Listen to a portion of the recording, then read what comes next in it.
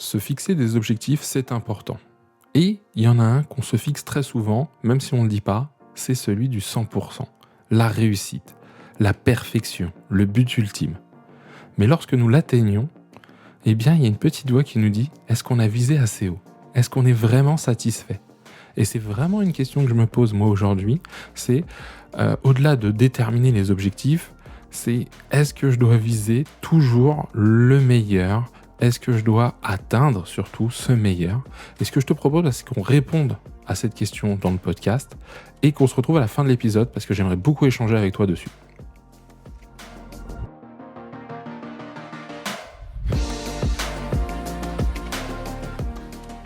Limo Entrepro, c'est le podcast pour toi, professionnel, expérimenté ou novice, qui a besoin de changer l'image de ton métier auprès de tes clients. À chaque épisode, nous partageons ensemble un ou plusieurs sujets pour t'aider à avancer dans ton quotidien, pour qu'il te ressemble, qu'il soit aligné avec tes valeurs et surtout remettre l'humain au cœur de ce métier. Alors je te remercie de ton écoute et c'est parti.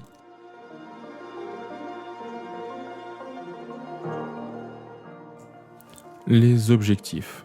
C'est vachement bien les objectifs. On s'en fixe tout le temps. On les atteint pas, ils sont plus ou moins bien fixés, définis. Et il y en a un qui me pose problème. Parce que oui, autant les objectifs, quand on mesure les choses, ça veut dire qu'on veut et qu'on ambitionne de les améliorer. Autant, quand on veut faire 100% de réussite, viser la perfection, être au top du top en permanence, je trouve que c'est contre-productif. Et aujourd'hui, c'est ce dont je veux te parler dans cet épisode. Alors, j'en avais parlé dans un live, mais j'avais un peu plus survolé les choses, j'avais été moins dans le détail, moins dans l'analyse.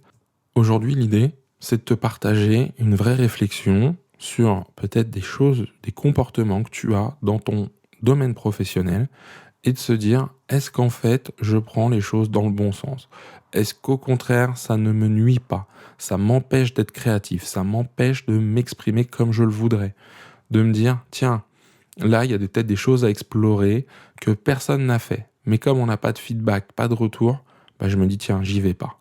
Donc, c'est ça en fait que je veux mettre en avant. Et aussi certaines pratiques qui font croire que certaines façons de procéder sont dépassées, ne doivent plus être faites. Et ça me pose question. Et d'ailleurs, je trouve que c'est un peu, voire très, dommageable, parce que je pense qu'on se coupe de plein de choses quand on écoute ces discours-là. Et je vais être très précis après dans mes exemples. Donc, première chose, le 100%. Le 100%, c'est cool, c'est bien de se dire, je vais l'atteindre, je vais le viser, et surtout, je vais l'atteindre. Parce que le viser, c'est aller vers la perfection, on y tend, on ne l'atteint pas, pourquoi pas. Maintenant, c'est quand je ne l'atteins pas. Quand je l'atteins pas, il y en a qui vraiment se fouettent, se flagellent, se lamentent. Et c'est là où je trouve que c'est dommage parce que, c'est pas le principe d'un objectif.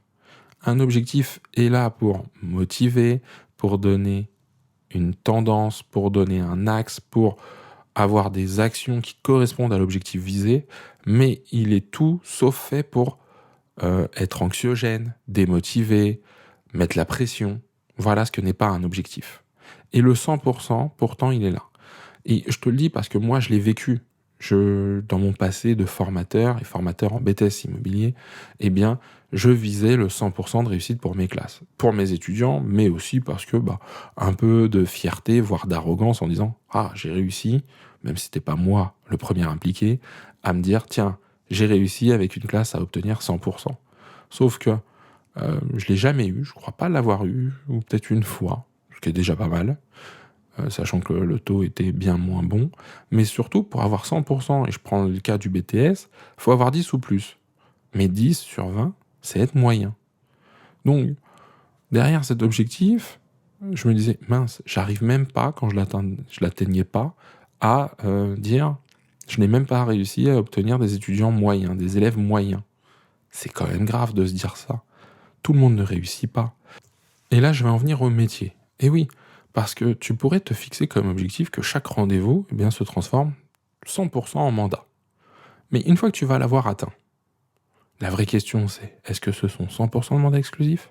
Si par exemple tu t'es fixé ça veut dire que peut-être pour obtenir ton mandat, tu vas ne pas pousser les choses, ne pas aller à fond dans la relation avec l'autre et dire attends, si j'obtiens pas de mandat, je suis plus à 100%, donc il vaut mieux que j'ai un simple que rien du tout. Alors bien évidemment que de temps en temps tu peux te dire ça, mais si ça devient la règle, est-ce que c'est viser la performance alors que pourtant je vise le 100%? Est-ce que quand je l'obtiens de façon répétée, j'en suis satisfait? Et oui, est-ce qu'on pourrait pas se dire que si j'obtiens 100% en permanence, je suis en train de stagner? Bah oui, je peux pas le dépasser et je l'obtiens à chaque fois. Est-ce que je vais en être satisfait? Est-ce que je vais pas me poser des questions s'il arrive trop souvent? Moi, je crois plus en la progression qu'en la stagnation. C'est-à-dire que s'il arrive trop souvent, de façon trop répétée, voire permanente, est-ce que mes objectifs sont assez hauts? Est-ce que je mets en place des choses qui me permettent de me dépasser, d'aller plus loin? Ça, c'est des vraies questions.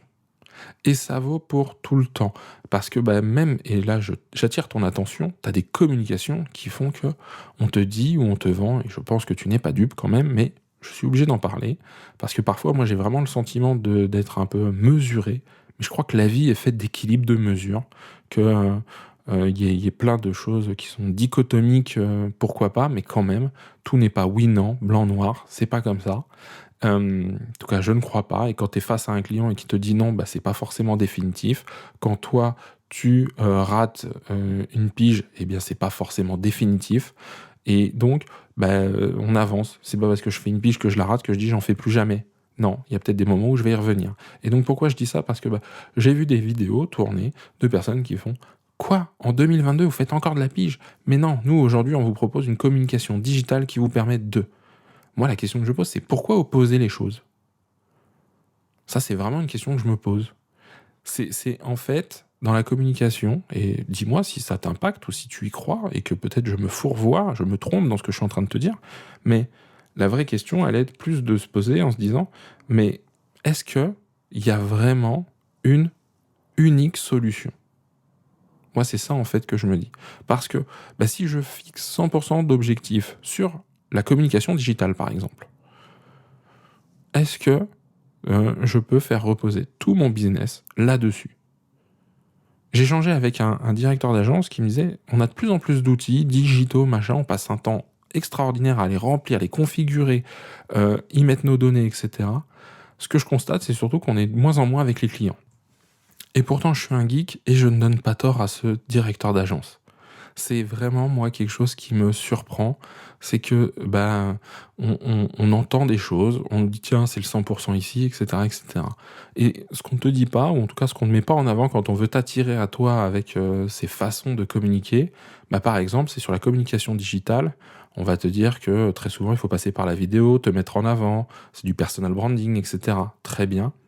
Mais si tu attends d'être à 100% de perfection, tu sais, l'objectif 100%, c'est la perfection. Donc de faire la vidéo parfaite de présentation de toi, il va se passer vraiment beaucoup de temps avant que tu postes ta première vidéo. Et moi, c'est ça en fait qui m'ennuie un petit peu, c'est que dans ce discours, on nous montre pas la voie, la vraie voie, en tout cas la voie qui sera semée d'embûches. On nous dit on nous vend de la facilité. Sauf que non, la vie est injuste, elle est pas facile, elle est belle, mais voilà, alors là, je sais que je pars un peu en philosophie, mais tu vois ce que je veux dire, tu le vis au quotidien. Tu n'as pas des oui tout le temps. Tu ne réussis pas tout ce que tu entreprends. Mais par contre, là où il est important, c'est dans l'évolution, c'est dans ce que tu vas aller chercher derrière. Et donc, cet objectif 100%, pour moi, c'est plutôt bon de ne pas l'atteindre, ou de l'atteindre de façon exceptionnelle, mais pas de façon répétée. Et dans la fixation des objectifs, parce que l'idée c'est pas de faire un cours sur la fixation des objectifs, j'aimerais beaucoup que tu en tiennes compte.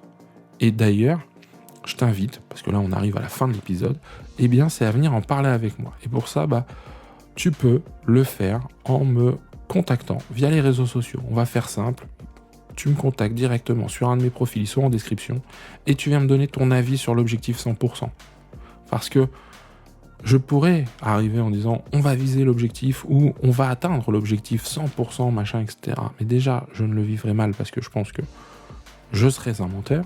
Deuxièmement, c'est te garantir une réussite que je ne peux pas vraiment garantir parce qu'on est sur de l'humain et donc, eh bien, c'est pas si linéaire que ça. Et surtout, ça ne correspond pas du tout à ce que moi je vois au quotidien. Donc voilà, j'espère que tu as trouvé une petite indication, un axe pour te fixer un objectif, peut-être à 100%, mais en t'accordant le droit d'essayer, de tenter, d'innover, sans te flageller parce que tu ne l'atteindras pas. Moi, j'ai pris en tout cas beaucoup de plaisir dans cet épisode à partager cela avec toi. Et bien, je te donne maintenant rendez-vous la semaine prochaine pour un nouvel épisode de Limo Entre Pros.